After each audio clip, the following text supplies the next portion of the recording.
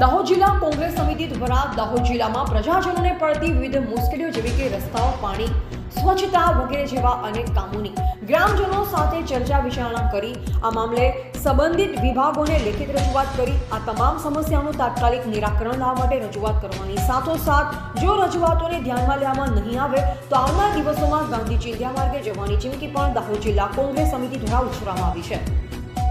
દાહોદ જિલ્લા કોંગ્રેસ સમિતિ દ્વારા દરેક તાલુકા સીટ પર જઈ ગ્રામજનો સાથે ચર્ચા વિચારણા સહિત મીટિંગો કરવામાં આવી જેમાં ગ્રામજનોના પડતી મુશ્કેલીઓ અને તેઓના પડતર પ્રશ્ન મામલે સ્થળ પર વિચાર વિમર્શ કર્યા બાદ દાહોદ જિલ્લા કોંગ્રેસ સમિતિ દ્વારા તાલુકા પંચાયત, માર્ગ અને મકાન વિભાગ, ટ્રાઇબલ, પાણી પુરવઠા વિભાગ, વિદ્યુત વિભાગ વગેરે જેવી સમસ્યાઓને લઈ આ સંબંધિત તંત્રને લેખિત રજૂઆત કરવામાં આવી છે।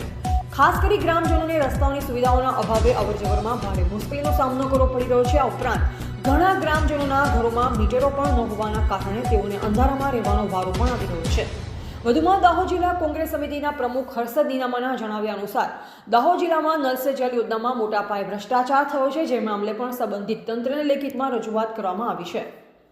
ત્યારે આ તમામ સમસ્યાઓનું નિરાકરણ સંબંધિત વિભાગ દ્વારા કરવામાં નહીં આવે તો આગામી 10 દિવસ બાદ દાહોદ જિલ્લા કોંગ્રેસ સમિતિને ગાંધી ચિંધ્યા માર્ગે જવાની ફરજ પડશે તેમ દાહોદ જિલ્લા કોંગ્રેસ સમિતિના પ્રમુખ હર્ષદ નીનામા દ્વારા જણાવ્યું છે। રિપોર્ટર અજય સાંસી।